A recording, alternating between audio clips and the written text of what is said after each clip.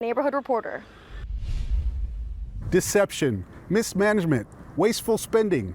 These are some of the reasons Shawn Bradley started a recall in August against 3 Cal City council members. I'm Steve Eden, your California City neighborhood reporter. Bradley says he's had enough of Mayor Kelly Kulikov, brother and councilman Michael Kulikov, and Mayor Pro Tem Ron Smith. Although the odds don't seem to be in Bradley's favor to get what he wants, he remains confident.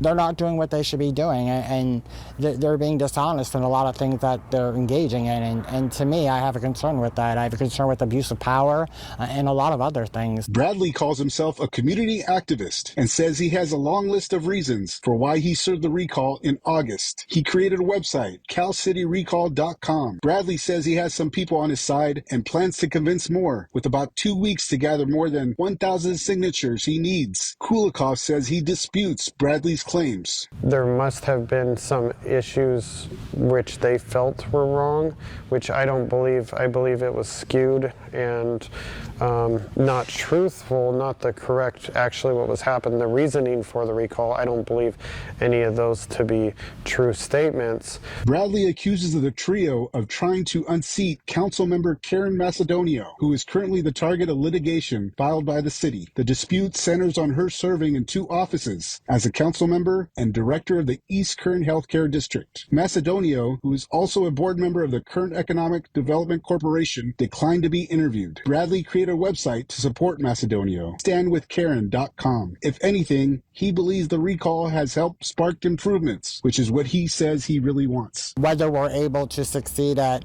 removing them from council, we still are achieving things based off of the recall. The idea of the recall kind of helped me to realize that I need to do more, even though I thought I was.